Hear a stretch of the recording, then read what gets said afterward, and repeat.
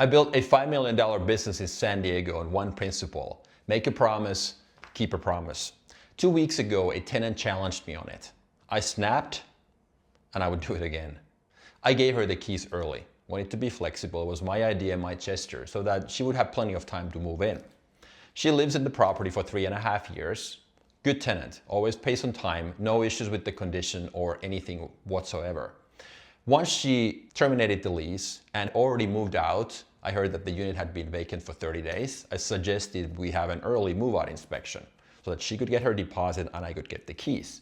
At that point, she asked me if anybody else is moving in early. I said not early, but on the last day. She goes, yeah, that sounds like a plan. A couple of days later, she comes back to me saying, on a second thought, I don't like the idea of anybody moving in any earlier than at the last minute.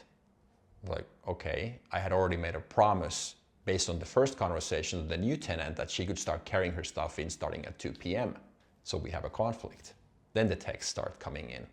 Thanks for understanding the contract. Thanks for obeying the law. And sarcastically, I, unlike other people, read the contract. I decide not to say anything. I keep my cool. And here, I want you to pause here, understand that I have this special ability which I'm holding on to, but I decide not to use it. I don't go into verbal arguments with her yet. Then comes the last day. I go and inspect the property and I see that the bathroom is dirty. I try to call her, nothing. I text her, she comes back saying, if no pictures, I assume it's clean. And at this point, I'm already boiling. I'm irritated, I take my car, and what else do? I drive home. I go get my bucket and my cleaning supplies. I drive back thinking, unreal. It's a two-way street. How can she expect that there's no flexibility from her when I gave her all the flexibility? I go to the property. Here's the interesting part. Somewhere along the way, I have developed this unique ability to take anybody apart verbally if I have to, like completely apart. I don't use it that often. I'm not sure if I'm proud of it, but I don't lose any verbal arguments. And I wasn't planning on losing one today either. I didn't know anybody would be there.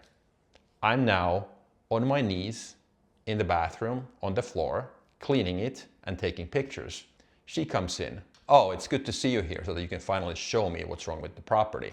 I go, I think it's pretty ironic that you talk about interpreting the contract, but you didn't clean the bathroom, which you claimed you did, and knowing and checking the messages from 3.5 years ago. I gave you all the time to move in, but you don't seem to be willing to give any flexibility to the new tenant. And we're talking about a matter of a couple of hours. And then, after hearing the following sentence, I snapped. She goes, it doesn't mean that if I was given the flexibility that I would need to give up my rights. And I go, do not start an argument with me that you can't win. Clean the bathroom, take care of it, and just leave. This was the mild version of the conversation. I snapped, and that's it. End of conversation. She goes quiet, goes emotional, cleans the bathroom, job gets done. I leave, we never have a conversation again. Here's the thing. I was able to hold on to my principle about nobody stepping on my toes, but at the same time, in my eyes, I broke a promise. Not to the old tenant, but to the new one. I felt like an idiot. I felt like a loser when I had made promises and she was super friendly. She had to rearrange her whole schedule. Her relatives were supposed to come in and help her, and I apologized. And even at that point, she was smiling to me. Like I said, principle held, promise broken, and that was a big thing for me. That's why I ultimately snapped. The thing about starting over after 40 is that when you fall flat on your face, you lose almost everything that you have and you're at the rock bottom. You get humble. You learn how to appreciate the good stuff that you have in your life, whether it's the relationship with your kids or your own health or whatever that might be. But there are certain things that you can't just give up, like your core principles. Like in my case, when somebody steps on my toes and puts me in a position where I have to break my promise, I start defending my position. Yeah, ultimately, I know this was my responsibility. When I had to break the promise or when I broke the promise to the new tenant, that was ultimately on me. I could have handled this in so many different ways. And it was probably not the most mature way for me to react that way. and just have to win the argument with this younger lady. But here's where I draw the line.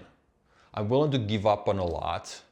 I'm willing to walk away from many things, start from zero, do plenty of resets. But when it comes to certain core principles, of which make a promise, keep a promise is one, that's where I draw the line.